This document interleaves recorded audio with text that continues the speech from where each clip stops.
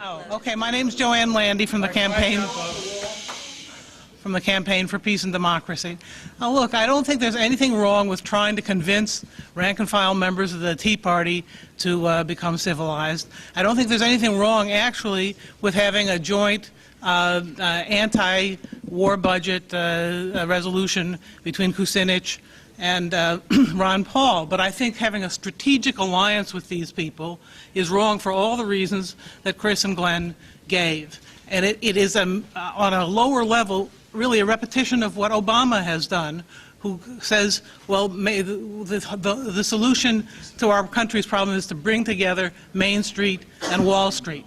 No, we're not for doing that, and we're not for having an alliance with the strategic alliance with people who want to cut Medicare, cut Social Security, crimp unions, and so forth. That's suicide for us, and it's also, in terms of any alliances we want to build with black people, immigrants, and so forth. So I think that we just want to make a distinction between trying to convince rank-and-file members of the Tea Party, which I think you're right, many of them are confused. Let's try and talk to them. But let's not have a public, deep strategic alliance with them.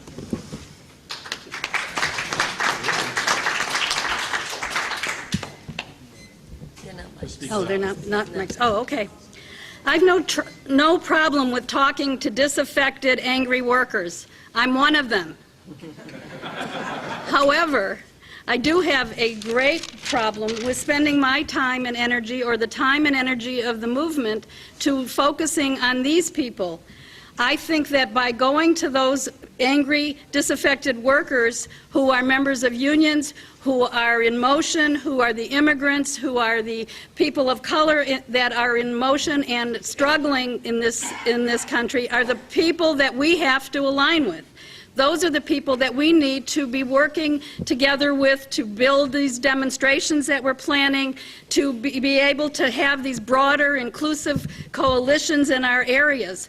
I think that by doing that and by strengthening our movements and committing each other to working with each other, that will speak more volumes and convince more of these confused people who are drifting to the right, that this is the way they should be going.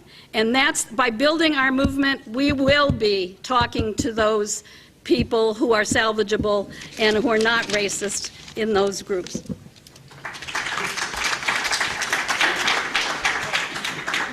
I'm Bill Peltz from the Albany County Green Party and the Labor Religion Coalition. And the local right, left, and in-between dialogue planning committee, we've had 4 forums with Tea Party folks. In fact, Joe Lombardo and I were invited to speak at a local Tea Party. Joe had to send somebody else to speak anti-war, and I gave a very well-received speech against corporate power and corporate personhood. Our first forum on health care, the first speaker was from the right. He was a local major Ron Paul staff person. And after he spoke against war, imperialism, and corporate power, the first speaker on the left said, well, I have to throw away my speech. Now, I think that the distinction, and in our forums, we had total agreement anti-war. Their anti-corporate position got kind of confused. We can go into that, but there's really a strong convergence there. And I think we're wrong if we think of this in terms of national alliances and coalitions. Here's a phrase I thought I'd never say. One of my friends in the John Birch Society used the word grassroots convergence. We converge where we can locally, and I think it can be a very productive enterprise. Would anyone from the panel like to respond to the first commentator?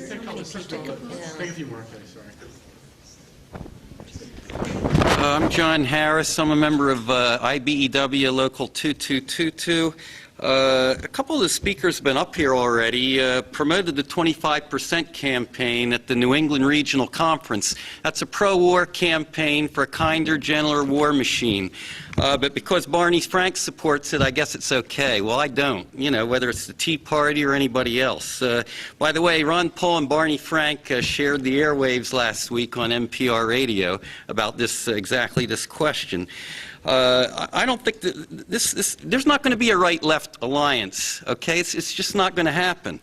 I think the real question is whether we should be conducting a witch hunt in the anti-war movement against people who call themselves libertarians or Ron Paul supporters. I think this is wrong, and I think these issues have to be sorted out through our normal institutions with discussions and debates. Because of this, what I think false proposition that's being put up, the voting plenary at the New England United Regional Conference was shut down in January, and we weren't able to vote on the things we wanted to do. Thank you. My name is Ira McKinley of Social Change in Mind, and I've helped Sanctuary. Okay, I've helped Sanctuary Media for the Sanctuary film this weekend. I met John Lewis, who came in here and got spit on by the Tea Party. And what I'm saying to you guys today is that, throughout this conference, I was around, and I talked to a couple people around here, or I felt uncomfortable around a couple of people because I think they felt uncomfortable around me. So what I'm saying to you is maybe we should look at ourselves too and see how do you feel in front of somebody who's different from you. You might come here and say, you know what, we're here because we want to have this peace conference and we're dedicated to this. But you guys don't know that I'm in a mission. I come in here and I did my time, and I did this, volunteered this stuff because I can't find a job, I can't get no medical help, I can't do whatever. But when I come in here and people see me and they brush off and brush away from me because I'm big, I'm black, hey, listen, I can't help that. I need help. You know what I'm saying? I've seen other people donate time and money to somebody else, but I donated my time to this conference, and I need some help. And that's what I'm trying to say to you.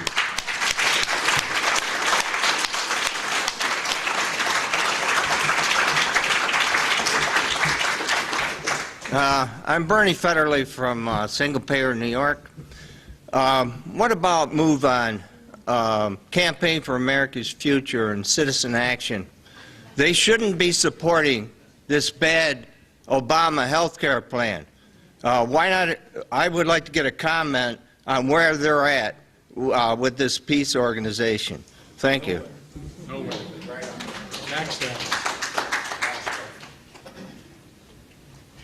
Hi, my name's Cynthia Benjamin. I'm the mother of a twice Iraq-deployed damaged soldier, and I am not about to draw a line in the sand or distance anybody who will listen to me talk bad about war, whether it's Tea Party, Republicans, black, white. Anybody who will bring our troops home is a friend of mine. Yeah.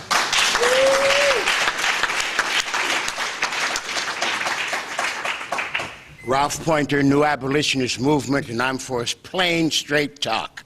When the Tea Party had their meeting not far from Washington, D.C., well-armed, and this government did nothing about it, I'd like to relate to an experience I had just north of here, on the Canadian border, near Malone, New York, when the Klan was going to burn a cross next door to me. I announced that I was going to be the guest speaker. I was going to be there with friends of mine, as well armed as they were, and you shouldn't have women and children. What I'm saying to you is know what you're looking at and respect people here. I respect your right to peace. I respect your right to talk to whoever you want to. Respect my right for self-defense and self-determination. This is where we're going.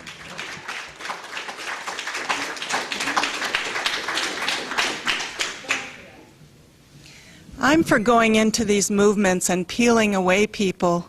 I do this all the time. I go into anti-abortion rallies and talk to the young anti-abortion kids. I go to military bases and talk to the military. I go into high schools and tell kids not to sign up.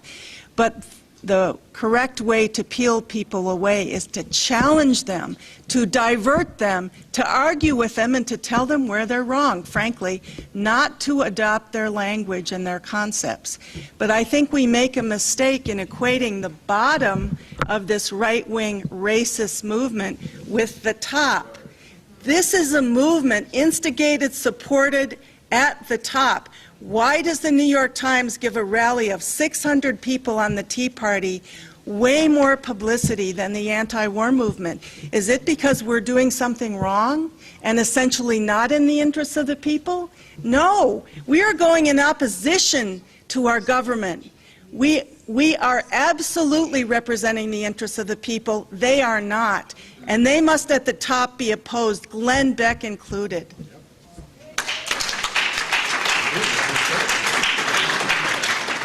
Panel, did you want to respond? Ready? She's going to give us a chance to respond. Come up to the microphone.